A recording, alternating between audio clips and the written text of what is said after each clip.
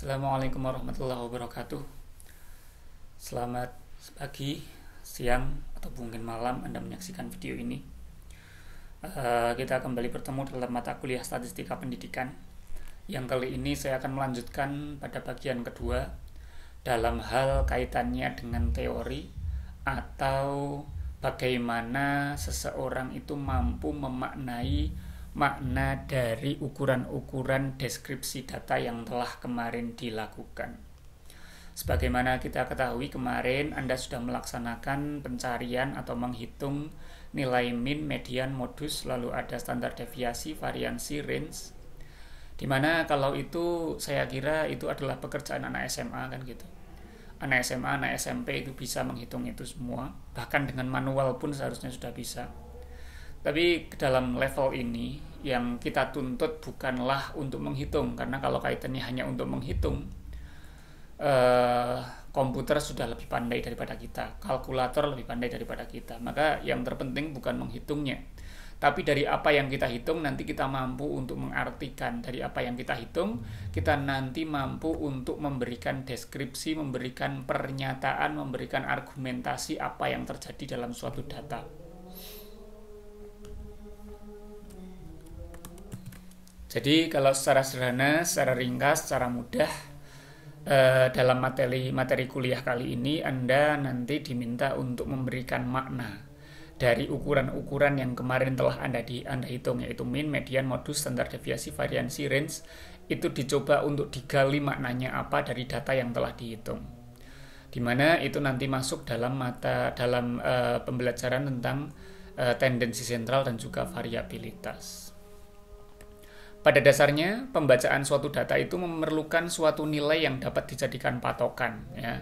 Pada dasarnya, suatu data itu perlu ada nilai yang bisa dijadikan suatu patokan atau sentral dalam melakukan pembacaan data. Mudahnya gini, kalau misalnya Anda seorang guru, Anda memiliki 20 orang siswa, lalu Anda mengerjakan atau memberikan suatu soal matematika, lalu Anda ditanya oleh kepala sekolah misalnya, berapa? Gimana nilai matematika kelasmu? Gitu. Lalu jawabannya Anda bisa mengatakan, oh ini nilainya bagus kok Pak. Nilainya ini di kisaran angka 80 misalnya. Ini mereka berada di kisaran antara 70. Atau Anda bisa mengatakan kebanyakan dari mereka mendapatkan nilai yang tinggi Pak, di atas 80 kan gitu. Jawaban tersebut itu pasti berdasarkan dari suatu patokan. Berdasar dari suatu patokan yang telah Anda pikirkan sebelumnya atau data yang telah Anda olah sebelumnya. Patokan itu tidak lain itu adalah rata-rata yang kita kenal sebagai min, atau bisa menggunakan nilai tengah yang kita kenal sebagai median, atau bisa pula menggunakan modus atau mode atau nilai yang sering muncul. Jadi ketika seorang kepala sekolah tadi menanyakan kepada seorang guru, berapa nilai kelasmu? Nilai matematika dari kelasmu bagaimana? Lalu Anda menjawab, oh rata-ratanya sekitar 70 Pak. Oh gini Pak, kebanyakan mereka mendapatkan nilai di atas 75 misalnya gitu. Itu kan secara tidak langsung sebetulnya sedang menjawab tentang rata-rata dan juga modus atau nilai yang paling banyak terjadi atau paling banyak keluar. Nah itulah yang namanya tendensi sentral. Artinya apa? Artinya nilai yang menjadi patokan tersebut ya, atau sentral itu dari suatu data itu biasa diwakili dengan suatu nilai tertentu. Jadi ketika kita ada data yang banyak, itu data tersebut pasti memiliki wakil. Wakil tersebut siapa? Wakil itu bisa dalam bentuk min, bisa dalam bentuk median ataupun mode ataupun modus. Yang masing-masing memiliki ciri khas, yaitu kalau min itu artinya gimana, kalau median artinya gimana, kalau modus artinya bagaimana. Dan hal tersebut itu kaitannya sama sentral suatu data ini. Hal yang menarik adalah dari suatu data dengan nilai yang normal, ya, dengan distribusi normal, nilai-nilai dari suatu min, median, dan juga modus itu selalu berada di sekitar nilai sentralnya. Oke. Jadi dengan kata lain, perbedaan adalah unsur yang tidak mungkin bisa dielakkan dari suatu data. Nggak mungkin Anda melakukan suatu riset, melakukan suatu pengumpulan data dari 50 orang siswa misalnya, lalu Anda ukur tinggi badannya atau Anda ukur nilai matematikanya, ternyata semuanya nilainya sama, itu nggak mungkin. Pasti akan ada perbedaan. Tetapi yang menarik adalah dari suatu data yang normal, ya, perbedaan nilai tersebut dari suatu data tersebut itu memiliki kecenderungan untuk memusat atau berada di sekitar titik sentralnya. Maksudnya gimana? Misalnya saya contohkan tadi ya, dalam sebuah data itu kecenderungannya itu datanya itu beda-beda. Nggak mungkin suatu nilai dalam suatu kelompok nilainya sama semua, datanya sama semua, itu nggak mungkin. Tetapi yang menarik adalah perbedaan tersebut ternyata memiliki pola. Polanya apa? Mereka akan berkumpul, kebanyakan, mayoritas akan berkumpul di sekitar titik sentralnya. Sehingga ketika berkumpul di titik sentral, maka kebanyakan akan terjadi seperti ini. Kalau misalnya nilai matematika, di mana nilainya itu berada pada range atau interval rentang, misalnya nilai minimalnya itu adalah 50, misalnya nilai tertingginya 100. Maka seakan-akannya, kalau datanya itu normal, kebanyakan pasti akan berputar di angka 75. Jadi kalau misalnya ada suatu datanya itu normal, lalu ternyata dari 50 siswa misalnya, nilai terkecilnya itu 50, nilai tertingginya 100, kemungkinan nilai terbanyaknya itu akan berada di nilai yang biasa-biasa saja. Nilai yang biasa saja itu berapa ya? 75-an itu, 70, 75, 80 itu yang biasa kan gitu. Dan nilai siswa itu akan berputar di situ. Yang mendapatkan 95 atau 100 pasti dikit. Yang mendapatkan 50 atau 55 mungkin sedikit. Tapi yang mendapatkan nilai 70, 75, 80 itu pasti yang mayoritas. Artinya apa? Artinya sebetulnya dunia ini sudah terpola ya. Ini sudah sunatullah mungkin ya, sudah sunatullah, sudah kejadian yang sepertinya tidak bisa dirubah. Bahwasanya dalam sebuah kumpulan data, dalam sebuah individu yang telah dikumpulkan, kebanyakan mereka itu akan bergerak pada nilai yang biasa-biasa saja. Itulah yang dimaksud dengan tendensi sentral. Tendensi itu artinya dia adalah kecenderungan, sedangkan sentral itu artinya dia memusat. Jadi tendensi sentral adalah kecenderungan untuk berada di titik pusatnya. Kecenderungan suatu data itu untuk mayoritas berada pada nilai yang biasa-biasa saja. Contoh yang lain misalnya, kalau kita berbicara orang Indonesia. Orang Indonesia itu jelas kalau kita berbicara data yang mungkin kita relate dekat dengan kita. Perempuan misalnya. Perempuan antara yang cantik sekali sama yang tidak cantik sekali, sama yang biasa-biasa saja. Kalau disurvei, di riset, akan kemungkinan besar karena datanya itu kebanyakan normal ya. Kebanyakan akan berputar pada bahwasannya ternyata yang kebanyakan orang Indonesia itu berputar pada ranah yang biasa-biasa saja. Atau mungkin nggak perlu pakai cantik atau tidak cantik, itu mungkin terlalu rasis ya. Kita pakai ukuran tinggi badan misalnya. Orang Indonesia antara yang tinggi badannya itu pendek sekali, sama tinggi sekali, sama yang biasa saja, kebanyakan akan berputar pada tinggi badan yang biasa-biasa saja. Atau misalnya kepintaran, kepandaian atau IQ orang Indonesia, antara yang IQ-nya di atas 200, IQ-nya yang di bawah 100, kebanyakan mereka akan berputar pada IQ yang biasa-biasa aja. Artinya apa? Kebanyakan orang itu berada pada nilai yang ya biasa, sedang-sedang saja, seperti itu. Itu maksud dari tendensi sentral dalam kehidupan sehari-hari. Yang kalau kita rumuskan secara statistika tadi, kalau misalnya ada suatu data, maka mereka kecenderungannya itu adalah memusat. Kecenderungannya itu berputar pada nilai yang tengah-tengah, yang biasa saja, yang menjadi wakil atau rata-ratanya. Nah, mungkin nanti akan bertanya di sini. Lalu sentral ini maksudnya apa? Nah, akhirnya nanti kita akan bertanya, apa itu sentral? Yang dimaksud sentral di sini itu adalah nilai yang menjadi patokan tadi. Di mana nilai yang menjadi patokan ini bisa diwakili dengan mean, median, atau modus. Sehingga ketika seseorang sudah mampu mengetahui min, median, atau modus secara langsung, maka dia sudah mengetahui sentralnya. Kalau sudah mengetahui sentralnya, maka dia sudah bisa mendeskripsikan suatu data berdasarkan titik sentralnya tersebut. Adapun variabilitas itu adalah metode untuk menentukan suatu indeks nilai yang menunjukkan seberapa heterogen suatu data ketika dibandingkan dengan pusat datanya.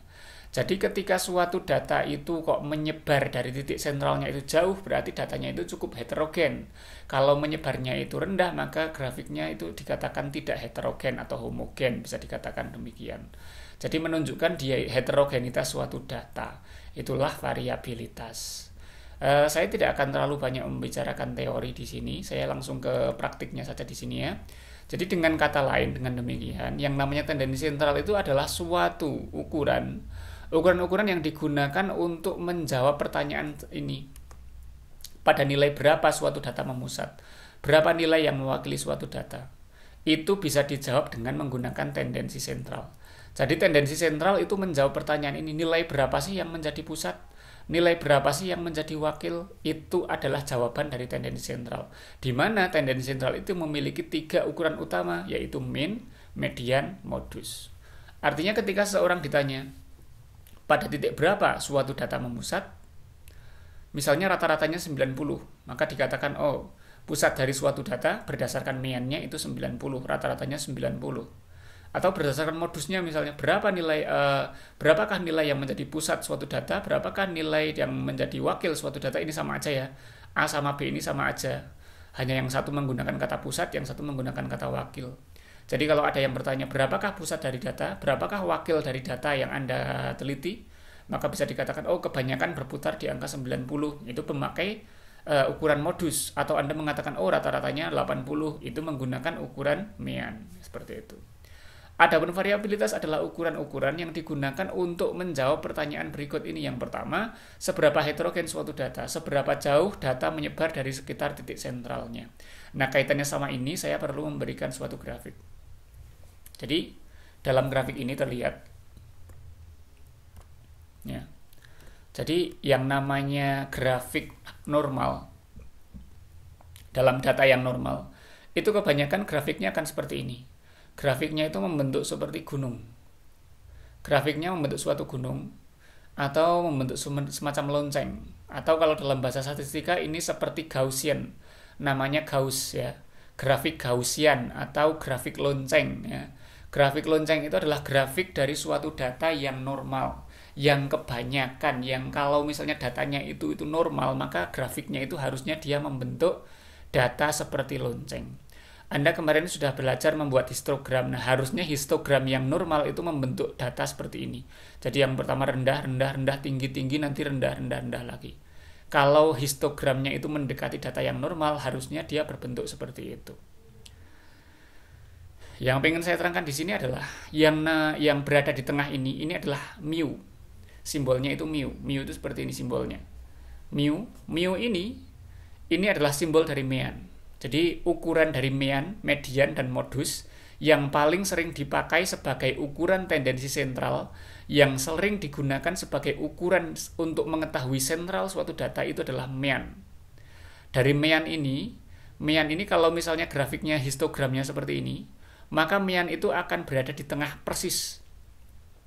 Dan kalau grafiknya benar-benar sempurna seperti ini, sempurna artinya seimbang antara kanan dan kiri, artinya itu nggak menceng ke kanan atau menceng ke kiri, artinya loncengnya itu simetris seperti ini, maka nanti antara mean, median, dan modus yang ada di bawah sini itu nanti mereka akan dempel, semua akan berada di titik ini. Jadi itu keunikan dari mean, median, dan modus. Jadi untuk suatu data yang normal, yang berdistribusi normal, maka datanya itu nanti antara mean, median, dan modus itu nanti akan berhimpit menjadi satu di satu titik. Maka nanti kalau Anda kemarin sudah praktek antara mean, median, dan modus, itu harusnya nilainya berdekatan. Minimal nggak harus sama, nggak apa-apa, nggak harus sama, tetapi minimal berdekatan. Misalnya meannya 67, mediannya 65, modusnya 62 misalnya, itu kan berdekatan. Kalau datanya berdekatan seperti itu antara mean, median, dan modus, maka itu menandakan kalau grafiknya itu sebetulnya grafik yang seimbang. Grafik yang mendekati grafik kurva normal. Ini disebut kurva normal ya. Kurva normal adalah kurva yang membentuk seperti gunung atau seperti lonceng atau kurva Gaussian gitu ya. Lalu apa itu variabilitas? Variabilitas itu penyebaran dari titik sentralnya. Jadi ini contohnya. Ini adalah simbol dari si apa namanya? Standar deviasi. Jadi ada mu, yang tengah ini adalah mu ya. Lalu di kanan ini ada mu plus satu bentuknya itu ya, standar deviasi itu biasa disimbolkan pakai S ya, tapi di sini disimbolkan pakai saya gambarkan biar lebih mudah.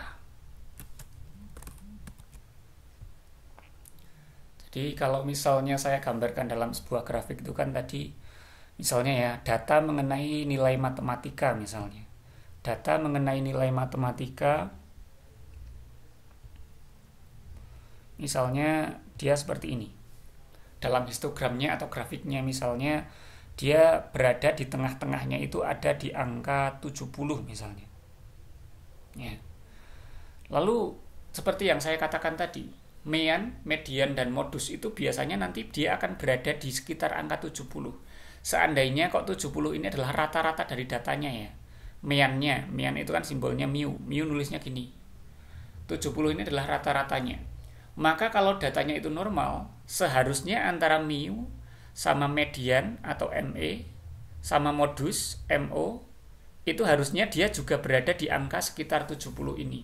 Ya mungkin nggak 70 persis, mungkin 72, 71 atau 69, 68 diberputar di angka situ. Artinya apa? Kalau misalnya dia dibentuk dalam sebuah grafik, entah histogram, entah pakai garis, entah pakai apa, itu nanti bentuknya akan seperti lonceng seperti ini. Kalau kemarin pakai histogram, berarti histogramnya mungkin seperti ini. Histogramnya nanti akan intinya histogramnya itu nanti akan kalau dibuat bentuk itu nanti akan seperti ini. Nah, seakan-akan nanti akan seperti ini. Ya, walaupun tidak selalu persis seperti ini kan gitu. Ada yang kadang histogramnya malah tinggi di kanan atau tinggi di kiri kan gitu. Tapi secara normal kalau grafiknya itu berasal dari suatu data yang normal, maka grafiknya itu dia akan berbentuk seperti lonceng di mana antara mean, median dan modus itu akan berada di titik yang nyaris berhimpit atau nyaris sama. Lalu kaitannya sama standar deviasi, variansi sama range itu gimana? Range itu seperti yang kemarin telah dibahas juga. Range itu adalah nilai terkecil dikurangi nilai terbesar. Misalnya datanya itu dari sini sampai sini. Berarti kita bisa katakan range-nya itu adalah nilai yang paling pojok dikurangi pojoknya lagi. Misalnya pojok sini nilainya 90, nilai matematikanya 90.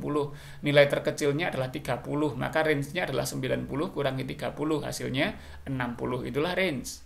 Dia bergerak dari pojok ke pojok kan gitu. Lalu ada yang namanya standar deviasi, ada yang namanya variansi. Kaitannya sama standar deviasi dan juga variansi, saya tidak akan menjelaskan secara matematis karena secara matematis rumusnya cukup ribet. Saya hanya akan menjelaskan ilustrasinya saja. Yang namanya standar deviasi ya, di mana standar deviasi itu dia simbolnya biasanya S ya. S itu sebagai standar deviasi, atau kalau dalam contoh yang tadi simbolnya itu seperti ini ya. Terserah mau pakai yang mana, boleh pakai S standar deviasi atau bentuk angka huruf Yunani yang bawah ini juga boleh, terserah. Ini adalah standar deviasi dan ini adalah ukuran yang paling sering dipakai. Kalau untuk range itu kan R besar. Kalau untuk variansi itu var biasanya. Var atau bisa juga pakai S kuadrat. Nah, macam-macam pokoknya. Macam-macam simbolnya itu.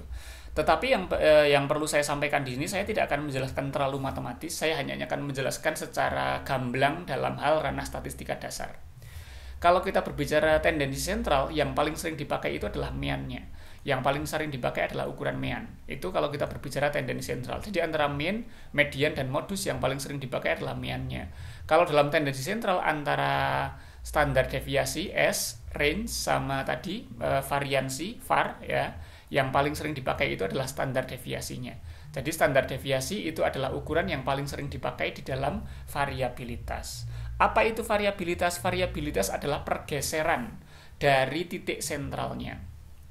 Jadi variabilitas itu yang pertama range. Dia pergeseran dari titik sentral menuju ke pojok kiri ya, menuju ke pojok kiri, sama pergeseran dari tengah ke pojok kanan. Nah, ini namanya variabilitas, karena variabilitas itu berbicara mengenai pergeseran data dari tengah-tengah yaitu meannya menuju titik kiri dan juga titik kanannya. Makanya nanti ada yang namanya range yang mengurangi antara pojok kanan sama pojok kiri. Tapi kan dalam grafik ini kan terdiri dari banyak sekali data. Ada data yang berputar di angka misalnya, di sini misalnya 30 ya. Terus misalnya 40, 50, 60, 70 gitu ya. 80, 90 misalnya. Atau mungkin sini 100 misalnya ya. Misalnya seperti ini. Ini kan datanya banyak sekali, bukan hanya 70. Yang dapat 40 itu yang dapat sekitar segini orang, misalnya 3 orang misalnya. Yang dapat 70 berarti yang paling banyak dapatnya. Yang dapat 70 itu berarti yang dapat mungkin 10 orang misalnya, atau mungkin 15 orang karena banyak. Lalu yang dapat 100 itu nilainya dikit, mungkin hanya 1 orang kan gitu. Karena memang landai, 100 ini kan kalau ditarik ke atas ini sampai di sini dok. Karena hanya sampai di sini, maka ketika ditarik ke sumbu Y-nya, dia hanya akan berada di angka 1 gitu. Kalau 70 ini yang paling tinggi puncaknya. Nah, puncaknya ini mungkin di angka 10, 12 dan seterusnya. Itu hanya permisalan angka saja, bukan pada data yang real. Permisalannya seperti itu. Nah, variabilitas itu membahas itu. Variabilitas membahas dari titik sentralnya yaitu 70, geser ke kanan sama ke kirinya itu bagaimana. Kan ada yang geser sekitar sampai ke angka 30. Ada yang geser sampai ke angka 50. Ada yang geser sampai ke angka 69, artinya sedikit sekali. Ada yang geser ke kanan sampai ke angka 100. Ada yang geser sampai ke angka 80. Ada yang ke 72, 71, dan seterusnya. Nah, pergeseran-pergeseran dari titik sentralnya ini ketika di rata-rata nanti akan muncul ukuran yang namanya standar deviasi atau S kecil. Ini adalah standar deviasi. Standar deviasi itu mudahnya seperti itu. Mudahnya adalah rata-rata penyimpangan. Jadi kan ini kan ukuran seperti yang saya bilang kemarin juga. Mean, median, modus itu adalah ukuran pemusatan, sedangkan standar deviasi, variansi, dan juga range itu adalah ukuran penyebaran. Jadi kalau kita katakan standar deviasi itu apa? Dia adalah salah satu ukuran penyebaran data. Jadi kalau kita katakan lagi, standar deviasi itu adalah merupakan rata-rata penyebaran data dari titik sentralnya. Saya simpulkan dari awal. Mean, median, dan modus adalah ukuran pemusatan data. Kalau datanya normal, dia akan berada di titik yang nyaris sama, atau hampir sama, atau mepet-mepetnya kalau normal sempurna berarti sama. Adapun standar deviasi, range, sama variansi adalah ukuran dari penyebaran data, di mana ini menunjukkan pergeseran dari titik sentralnya, penyebaran suatu data dari titik sentralnya. Lalu kaitannya sama data yang normal, kalau datanya itu normal, ya, maka tadi yang pertama, ukuran pusat datanya itu akan hampir sama atau sama. Kalau datanya itu normal, kaitannya sama standar deviasi itu nanti akan mencoba untuk menghitung rata-rata penyebaran data ke kanan dan ke kiri, ya. Itu ketika di rata-rata itu nanti akan ketemu angka berapa. Jadi kan ini kan kalau ke sini dari 70 sampai 30 ini kan berarti dia nyebar ke kiri sejauh 40. Dari 70 sampai 100 dia nyebar ke angka 30. Ke sininya 40, ke sininya 30. Kalau ke 80 bagaimana? Ke 80 berarti nyebarnya 10. Berarti kan datanya macam-macam itu. Ada yang nyebar jauh, ada yang nyebar dekat kan gitu. Nah, jauh dekat ini ketika di rata-rata nanti akan muncul ukuran yang namanya standar deviasi. Standar deviasi bisa dijadikan ukuran salah satunya untuk mengukur seberapa jauh data itu menyebar. Nah, nanti standar deviasi ini juga bisa digunakan untuk mengukur suatu data itu landai atau runcing. Maksudnya gimana? Seperti yang dikatakan tadi, yang namanya standar deviasi itu kan dia mencoba untuk mengukur data itu nyebarnya jauh atau enggak. Artinya kalau tadi misalnya ini di 70 dan ternyata penyebarannya itu tinggi, kemungkinan nanti datanya akan landai. Seperti ini, gunungnya itu landai. Artinya nyebarnya ke kanan dan ke kiri itu jauh. Ini bisa sampai angka 0 misalnya, ini sampai angka 100 misalnya. Jadi nyebar ke kiri maupun ke kanan itu nyebarnya jauh. Tapi kalau misalnya standar deviasinya itu kecil, berarti penyebaran dari titik sentralnya paling nilainya hanya berputar di angka 60, 70, 80 misalnya. 60, 70, dan 80. Artinya kan penyebaran dari titik sentralnya itu dikit sekali. Ke kiri hanya 10, ke kanan hanya 10. Berbeda dengan sini, ke kiri bisa sampai 0, ke kanan bisa sampai 100 kan gitu. Artinya ada perbedaan. Nah, kalau yang ke kirinya itu dikit dan ke kanan dikit kayak gini, itu nanti kalau dibuat grafik itu nanti grafiknya akan sangat runcing. Seperti ini. Berarti bentuknya grafiknya itu nanti ada yang landai, ada yang runcing. Nah, runcing dan landainya ini bisa ditentukan dari standar deviasi. Jadi standar deviasi itu dia menunjukkan penyebaran suatu data itu landai atau runcing. Kalau landai itu berarti menunjukkan penyebarannya itu menyebar sangat jauh. Kalau runcing berarti dia menunjukkan penyebarannya itu sangat rendah atau penyebarannya dekat. Artinya dia berkumpul di sekitar titik sentralnya atau angka 70 di sini yang saya jadikan permisalan. Nah, sekarang kita mencoba ke praktiknya yang kemarin ya. Kita masuk ke SPSS, kita coba praktikan kembali yang kemarin untuk melakukan penghitungan tendensi sentral dan variabilitas, ukuran min, median, modus, standar deviasi, variansi. Saya langsung open saja data yang kemarin. Data yang kemarin telah dibuat, open data pada input data ya. Kemarin saya kasih nama input data. Oke, ini datanya. Akan saya coba pada nilai mungkin sekarang prestasi matematikanya yang saya nilai ya, yang saya coba untuk cari. Untuk saya deskripsikan contohnya, untuk bagaimana sih untuk mengartikan mean, median, dan modus kan gitu. Caranya kemarin kan itu adalah analyze, descriptive statistik, frekuensi. Lalu saya pindahkan nilai prestasi matematika ke sebelah kanan. Lalu pada bagian statistika saya centang mean, median, modus, standar deviasi, variansi, dan juga range. Lalu continue, lalu hilangkan centangnya, lalu klik OK. Lalu muncul angka-angka ini. Nah, ini yang penting di sini. Sekarang dari apa yang telah barusan saya terangkan, harusnya sekarang kita sudah bisa mengartikan ini. Lihat di sini, meannya 65, mediannya 69, modusnya 55. Jadi dari angka-angka ini itu sebetulnya kita bisa katakan, oh berarti memang mereka itu dekat ya. Terutama di sini mean sama median. Mean sama mediannya itu nyaris deket, 65 sama 69 kan gitu. Mean sama mediannya itu nyaris deket, 65 sama 69. Sedangkan di sini standar deviasinya dikatakan di sini penyebarannya itu ada di angka 16,471. Berarti dia menyebar, rata-rata penyebaran dari titik sentralnya, misalnya titik sentral yang kita pakai adalah mean, dari titik 65. 65 itu kalau kita tarik ke kanan itu sebesar 16, kalau kita tarik ke kiri sebesar 16. Mudahnya gini, kalau saya buat sebuah ilustrasi memakai gambar ya, dengan menggunakan yang tadi, saya bisa gambarkan sekarang. Jadi dari hasil yang barusan saya lakukan, berarti grafik untuk prestasi matematika tadi, itu tadi berkumpul di angka tengah-tengah, di angka sekitar 65. Lalu asumsinya adalah, tadi dia standar deviasinya itu di angka 16,4 ya, 16,4 atau di sekitar 16,5 gitu ya.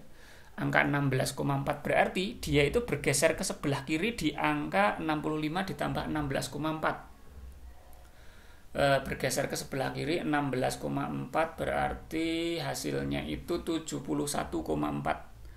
Dia sampai ke 71,4.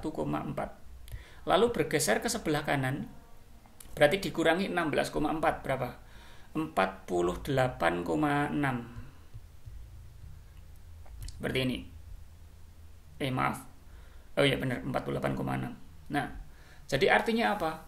Grafik tersebut kalau seandainya normal ya, maka grafiknya itu bisa digambarkan seperti ini. Nah, artinya kebanyakan nilainya berkumpul di angka 65, di mana tadi antara mean, median, dan modus juga hampir sama, walaupun tadi modusnya agak jauh. Tapi mean sama mediannya di angka 65 sama 69 di tengah-tengah. Lalu penyebaran ke kanan dan ke kiri itu rata-ratanya di angka ini 4 kalau minimal ya. Kalau dibuat minimalnya atau angka yang kecil berarti dia berputar di angka 48,6. Kalau di angka yang lebih tinggi berarti dia kalau di rata-rata ada di angka sekitar 71,4. Tapi kalau rata-rata keseluruhan itu berada di angka 65. Jadi dari data ini saya bisa deskripsikan demikian. Saya bisa deskripsikan data nilai matematika dari data yang saya kaji, itu dia memiliki wakil atau pusat datanya adalah di 65, ya, atau saya katakan rata-rata datanya adalah 65, wakil datanya adalah 65, atau pusat datanya adalah 65, dan juga rata-rata penyebarannya, rata-rata penyebaran dari ke kanan maupun ke kiri dalam grafiknya itu berada di angka sekitar 16,4. Itu berdasarkan standar deviasi. Apakah hanya itu yang bisa saya simpulkan? Tidak, ada satu kesimpulan lagi. Kesimpulan yang lain adalah dari faktanya. Ya, ini dia. Jadi ternyata faktanya adalah dari gambar ini mu plus rata-rata ditambah satu variansi sama mu plus atau mu min satu variansi seperti yang saya ilustrasikan tadi. Kalau di sini 65, yang sini berarti 71, yang sini 48 kan gitu. Dan ternyata grafik yang warnanya merah itu totalnya adalah 68,2. Di sini dikatakan about 68% of the area.